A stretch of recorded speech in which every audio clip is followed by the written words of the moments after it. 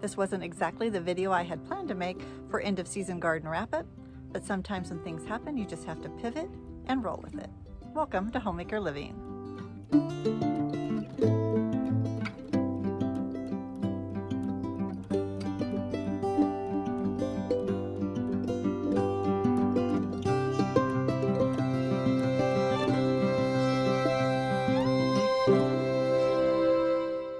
So as they say, long story short, we had planned to wrap up the garden after we got back from a few weeks away. We went and visited family.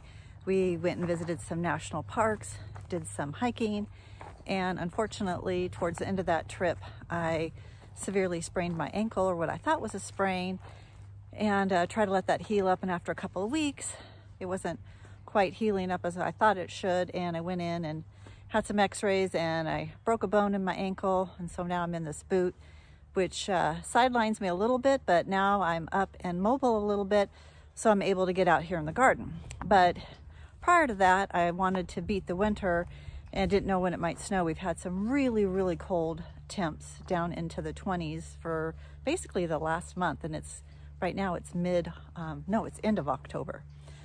So we got home early October, and my sister and my husband helped out in the garden and cleaned out all the beds, harvested all of the squash, the rest of the tomatoes, the bell peppers, jalapenos, already had the pinto beans harvested, so those were drying. And I think that was pretty much about it, other than cleaning all the beds up, getting them all fed and ready for winter. So they helped out with that immensely. And then I was able to get out here and get my garlic in the ground and get that ready for winter. And now I'm working on my strawberries. So there's not a whole lot left to do in the garden, but I will show you what I'm doing on the strawberries. And then we'll just give you a quick tour of the really empty garden. Are ya? Yeah. I'll be in an hour. So first off, if the audio is bad, I apologize. I cannot find my mics, and I just needed to get out here while I had some sunshine, so I'm just gonna go with it. And my intent today is to clean up the strawberry plants themselves. So there's some maintenance that you need to do with your strawberry plants before winter in my zone, in my climate. And that is take out any diseased, dying parts of the plant, and then all of the little shoots that have the strawberry flowers on them that either haven't developed or are dying in the freeze. Clean all that up. And I also take all the leaves, anything that's laying down on either the soil or on the straw. I go ahead and take off anything that's laying down low. And then eventually I will take all this straw out. I don't think I'm gonna have time to do it today. And then I will replace it with new straw. I had a pest this year that I've never experienced before, and they would scurry and get underneath this straw when I was around or touched the plants at all. And so I have a feeling that they probably are overwintering in here, and so I definitely want to get all of this straw out, and I'll replace it with something new maybe after we get some really cold temps. And so if there's anything in the soil or on the soil, hopefully it will die before I give them another cover on that soil. And I'll be sure not to get it too close to the crown of the strawberries so that those crowns don't rot. Last year I had quite a bit of loss, and that might have been my problem, is I'd bunched that straw up a little too much to the plants. So I've already done this bed last week on a nice sunny day, and so I just have this bed to do, and it is a little bit time consuming. I'm not harvesting any strawberries today. I've already taken out what I can, mainly just going to clean it up. And it's kind of a little bit of a labor of love. I love growing strawberries, but they tend to be a little bit of a maintenance nightmare sometimes. I'm not one that just lets them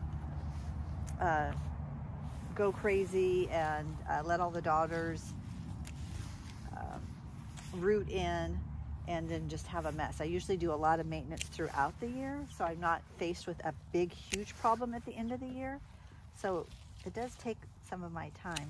My husband calls me a tidy gardener, and kind of therapeutic for me to do all this cleaning up. And it's nice to be out here on a semi-nice day.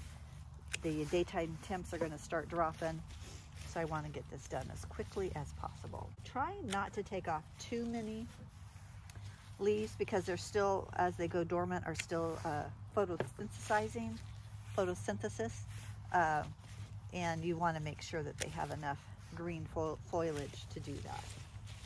So that's pretty much it. I probably will also, before I put the new straw down, I will put a slow release fertilizer on it. So during dormancy, they get a little bit of a feeding, but not too much because I don't want to promote any growth. I want them to try to go to bed for the winter. So I'm going to go ahead and get after this, and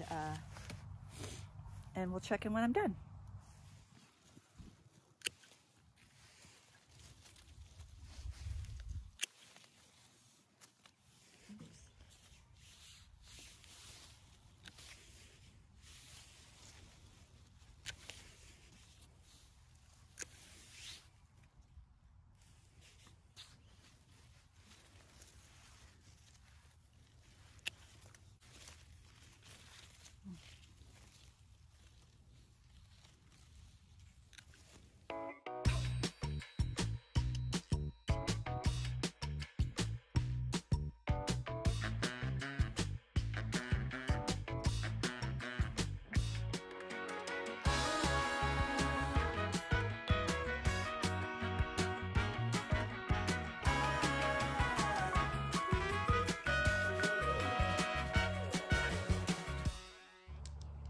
Well, I'm glad that project is complete. It took me about an hour to go through about, I think there's 27 plants in here, and clean them all up. Let's take a little look at them, and then we'll take a look at all the empty beds.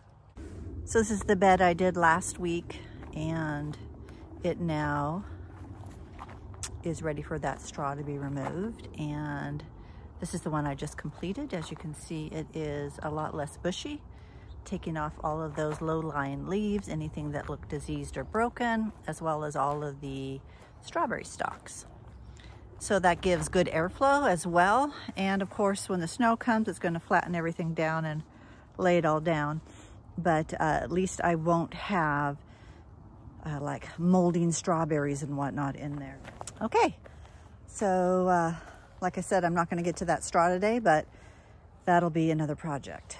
And taking a look at all of the empty beds that are prepped for winter, after my husband cleaned them all out and I did a final clean and sweep on them, I fed them with some nitrogen so that they can help feed that soil this fall before all of the beds freeze in the winter. And the only things left in these beds are, I went ahead and got my garlic in, and essentially I think I put in 78 heads or cloves, and I fed the soil, put some compost on it, put some straw in there, and then covered it up with this plastic that I do every year, this fabric cloth. Stapled it down, put some wood on it so the wind doesn't blow it off, which was a problem last year. Then I'll make sure to get that all off in the spring before that garlic comes up. And then back here I did a fall planting of some lettuce. We've been stealing some from the bottoms before I pull the heads. So I have leaf lettuce in here, and then some butter crunch and some spinach down there. And so we, I have the insect cloth on during the day. We don't have too many insects right now, but we put the frost cloth on at night, and then some other covers on it because we were having low temps in the 20s. And I know it's pretty hardy down to about 20. But that helps ensure that we're not going to lose it. And then, like I mentioned earlier, Doug harvested all of the squash, took out all the plants, and again I amended these beds. And then I went ahead and popped some lettuce in this cold frame as well. And I have one celery in here, some cilantro, a butter crunch, and then 3 of those leaf lettuces. And so we just close that at night and throw a cloth over the top just to ensure it has a little bit more insulation. And we are harvesting off of those as well. And then that's pretty much kind of wraps up the garden. All these front beds are cleaned out. The grapes died back very quickly in the couple frosts we had late September, early October. So hopefully they'll do good over the winter. And the asparagus is dying back.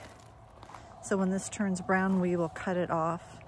And then I may replace the straw in here too, just for some pest control. These are my bush raspberries, and those will just go dormant. I'll deal with those next year. The berries over here are all going dormant. Raspberries were amazing and flourished and had lots of berries. Blueberries are turning colors and done for the season as well. And I don't think there's anything else to look at. Thanks for watching. See you next time. Bye.